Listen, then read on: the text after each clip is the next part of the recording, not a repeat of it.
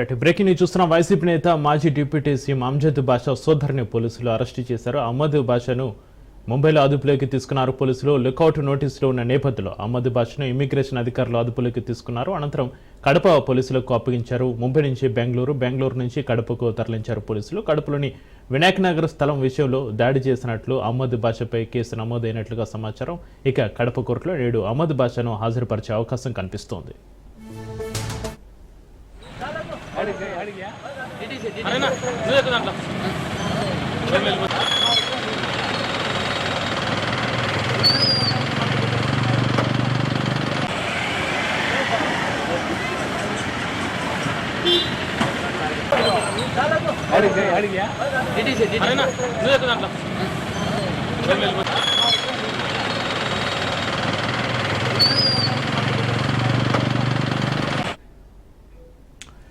YCP నేత మాజీ deputy CM Amjad బాషా సోదరుడు అహ్మద్ బాషాను పోలీసులు అరెస్టు చేయడానికి సంబంధించి మరింత సమాచారాన్ని మా ప్రతినిధి సుదర్శన్ ఫోన్ లైన్ అందిస్తారు. సుదర్శన్,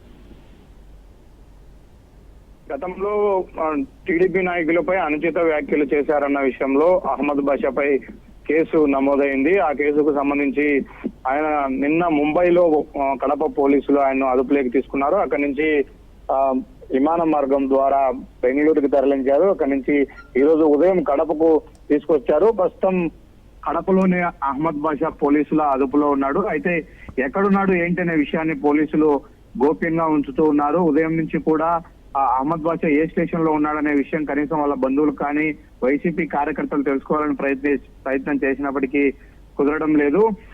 గతంలో అంటే ఎలక్షన్ కు కొద్ది రోజుల ముందు 2 టౌన్ పోలీస్ స్టేషన్ లో జరిగిన ఒక ఇష్యూకి సంబంధించి అమ్జద్ బాషా అప్పటి డిప్యూటీ సీఎం గా ఉన్నటువంటి అమ్జద్ బాషా తమ్ముడు అహ్మద్ బాషా స్టేషన్ కి వెళ్ళాడు. అక్కడ టీడీపీ జిల్లా అధ్యక్షుడు వాసు కూడా అదే సమయంలో స్టేషన్ కి వెళ్ళినప్పుడు ఇద్దరి మధ్య వాగ్వాదం జరిగింది. ఆ ప్రయత్నంలోనే వార్నింగ్ ఇస్తూ టీడీపీ నేతలకు వార్నింగ్ ఇస్తూ కొద్దిగా అసభ్యకర వ్యాఖ్యలు చేశాడు. స్టేషన్ ఎదుటే రౌడీయిజం చేసి పోలీసులను తోసుకుంటే వెళ్లి తన అనుచరుని స్టేషన్ నుంచి తీసుకెళ్లిన సంఘటన. దానికి సంబంధించి ప్రధానంగా ఇప్పుడు అహ్మద్ బాషాపై నమోదైనటువంటి కేసు, దానితో పాటు మరో 2 కేసులు కూడా ఆయన పైన నమోదైనట్టుగా తెలుస్తుంది. అయితే పోలీసులు ఈ మొత్తం వ్యవహారాన్ని చాలా గోప్యంగా ఉంచుతున్నారు. ప్రస్తుతానికి అహ్మద్ బాషా అయితే కడప డిటిసిలో డిస్ట్రిక్ట్ పోలీస్ ట్రైనింగ్ సెంటర్ లో అతన్ని పెట్టి విచారిస్తున్నట్టుగా మనకు తెలుస్తుంది.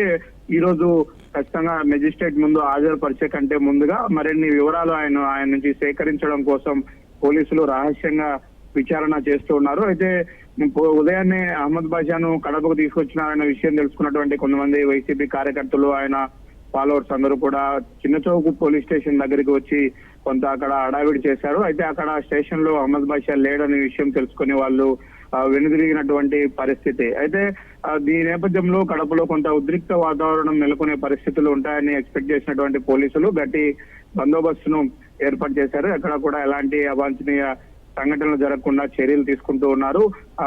అహ్మద్ బాషాను ఈ రోజు మెజిస్ట్రేట్ ముందు ప్రవేశపెడతారా లేకపోతే మరి ఎలాంటి స్టెప్ పోలీసులు తీసుకుంటారు అన్నది వేచి చూడాలి.